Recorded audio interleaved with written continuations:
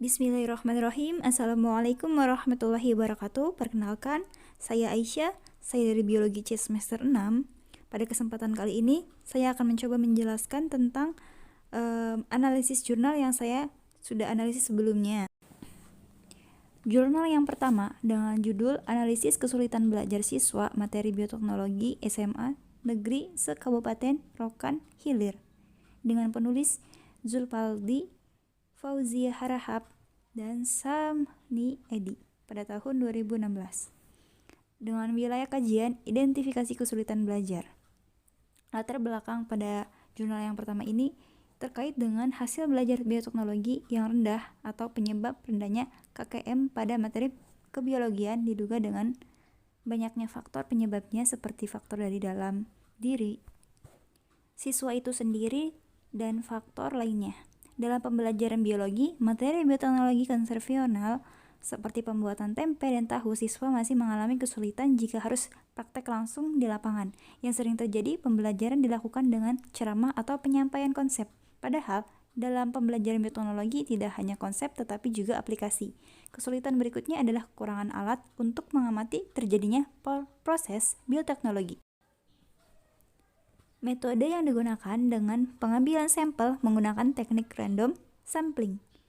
Teknik pengumpulan data berupa instrumen tes pilihan ganda. Untuk materi indikator masalah bioteknologi, data diolah dengan menggunakan persentase.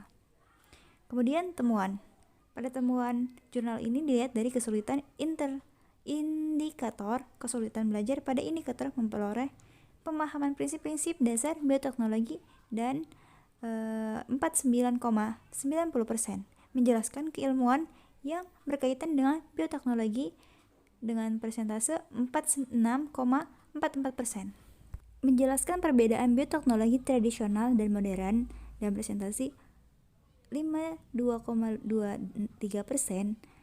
67,44%. Menjelaskan proses rekayasa genetik. Menjelaskan 63,44%, proses kultur jaringan. Menjelaskan proses rekombinan gen 63,07%, 48,60%. Menjelaskan contoh rekayasa genetika. Menjelaskan dampak penggunaan bioteknologi 48,06%. Menjelaskan dampak penggunaan rekayasa genetika 63,17%. Kemudian jurnal kedua, analisis faktor kesulitan belajar biologi siswa materi bioteknologi di SMA Negeri Sekota Medan dengan penulis Wahidah Rahmadani, Fauzia Harahap, Tumiur Kultom pada tahun 2017 dengan wilayah kajian identifikasi kesulitan belajar. Pada latar belakang jurnal ini, hakikat belajar merupakan suatu pemahaman yang kompleks. Belajar dapat berlangsung kapan dan di mana saja. Juga suka diidentifikasi bagaimana proses terjadinya. Melalui proses belajar diperoleh pengetahuan, keterampilan, kebiasaan, nilai sikap sebagai bekal untuk dapat berupaya dalam memenuhi kebutuhan hidup sehari-hari. Namun pada kenyataannya tidak semua siswa mendapatkan hasil belajar yang diharapkan. Dalam melakukan kegiatan belajar tidak senantiasa berhasil. Seringkali ada hal-hal yang mengakibatkan timbulnya kegagalan atau kesulitan belajar yang dialami oleh siswa. Kemudian metode yang digunakan itu menggunakan teknik pengumpulan data yang digunakan adalah melalui angket dan wawancara. Kemudian temuan tersebut adalah faktor penyebab kesulitan belajar siswa terbesar bersumber dari faktor eksternal dengan presentasi 44% yang terdiri dari faktor laboratorium 49%, buku 45%, dan faktor guru 37%. Kemudian presentase faktor internal adalah 43% yang terdiri dari faktor bakat 50%, minat 44%, dan faktor motivasi 36%. Selanjutnya, jurnal ketiga dengan judul Analisis Pemahaman dan Kesulitan Belajar Siswa Materi Bioteknologi berdasarkan indikator kelas 9 SMP Sekota Padang Seudempuan dan penulis Eriati Zkas, Fauzia Harahap, dan Syahmi Edi pada tahun 2016. Latar belakang materi bioteknologi sangat penting sehingga penguasaan materi ini oleh siswa sangat diharapkan. Namun, kenyataannya bahwa materi metodologi materi yang sangat sulit dipahami oleh siswa SMP.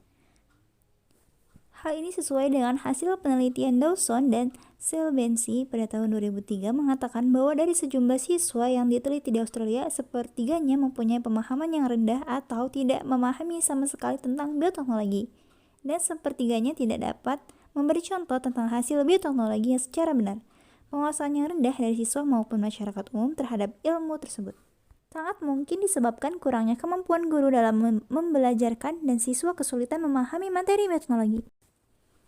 Kemudian, teknik pengambilan sampel pada penelitian ini adalah dengan menggunakan teknik cluster random sampling siswa yang mengalami kesulitan dalam belajar atau yang tidak tuntas dengan nilai di bawah 75 pada materi bioteknologi yang diacak dari 11 SMP di kota Padang Sidimpuan. Hasil temuan tes penguasaan penelitian bioteknologi didapatkan bahwa sebanyak 151 siswa yang tuntas, 45,62% dari total 331 siswa, dan 180 siswa tidak tuntas, 54,38%. Kemudian jurnal keempat dengan judul The Sociology Classroom as a Pedagogical Site of Discomfort, Difficult Knowledge and the Emotional Dynamics of Teaching and Learning dengan penulis Andre Bryan pada tahun 2016.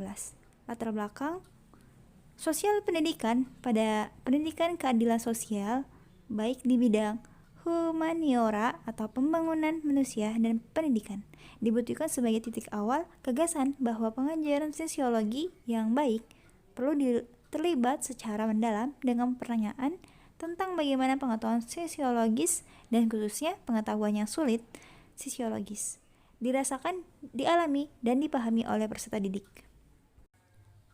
Metode, siswa diminta untuk menanggapi sejumlah pertanyaan terbuka untuk mengetahui kemampuan siswa tersebut.